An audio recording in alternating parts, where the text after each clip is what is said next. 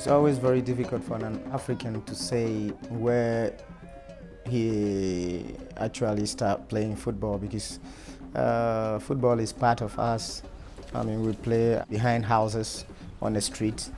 Any small four-square place that we get, we try to use it as a football ground. C'est ce qui fait que le football est au bout de nos pieds.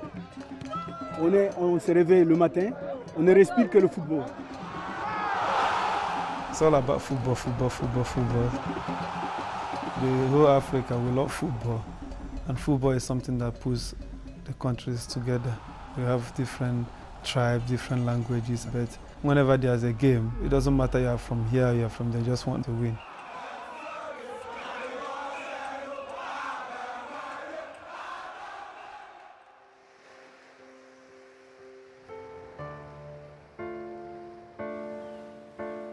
The origins of football in Africa can be traced to the far shores of 19th century Britain, where, during a sustained period of economic expansion, a vast empire had been forged.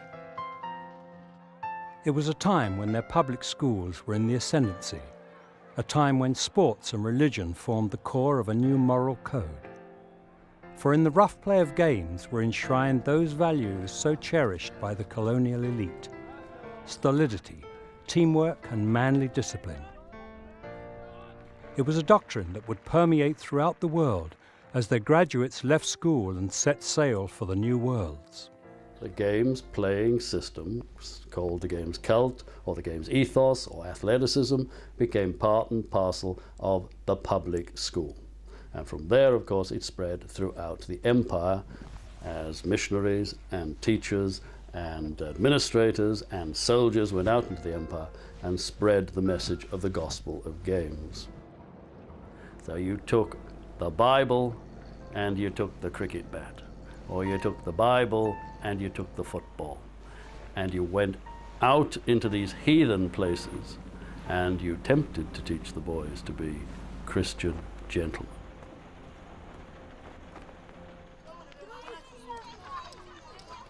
From the 1870s onwards, the so-called scramble for Africa began, bringing Europe's major powers into a conflict over colonial expansion.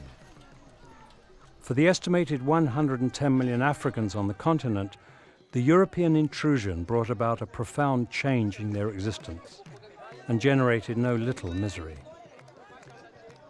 The arrival of European colonizers did, however, bring a less intimidating and highly desirable agent of social integration.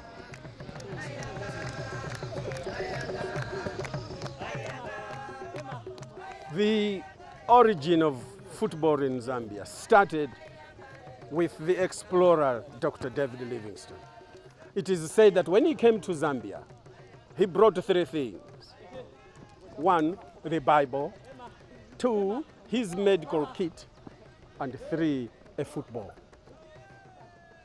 Thus started the Zambian football revolution. A similar experience prevailed throughout Africa, as missionaries founded schools and encouraged local children to attend with the promise of sport, and in particular, football. Many were converted, but not necessarily to Christianity.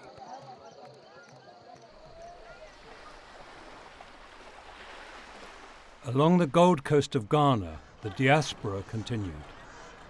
Football's emissaries sowing the seed in the fertile minds of the African youth.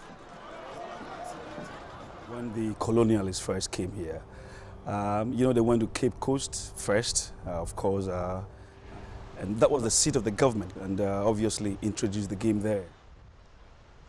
Then the idea started spreading along the coast, because that was where most of the colonialists first stayed.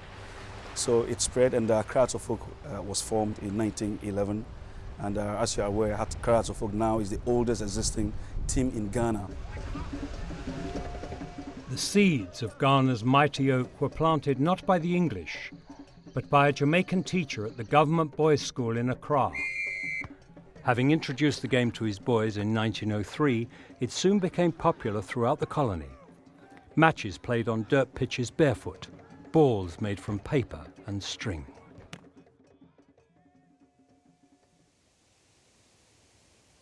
If missionaries brought the game to the west and east of Africa, in the Arab north, soldiers won new converts. French legionnaires had introduced football to Morocco during the colonial wars, while football had been played in Egypt since the 1880s, when British troops kick-started the game in Cairo.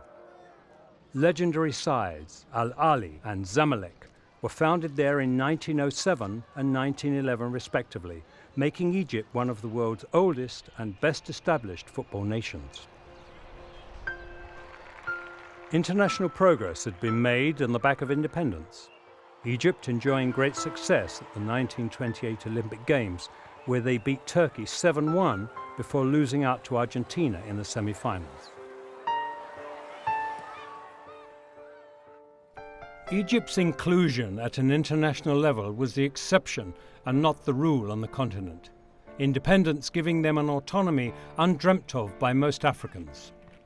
Outside, the early history of football was one of social control, the colonial regime accepting the game's usefulness in pacifying the local population. The colonists thought not only in terms of benefiting the natives, but also in terms of benefiting themselves, because what they were engaged in was a process of socialization. They were attempting to create a colonial mindset, but a mindset of deference to superiority. And as many have said, this was extraordinarily successful.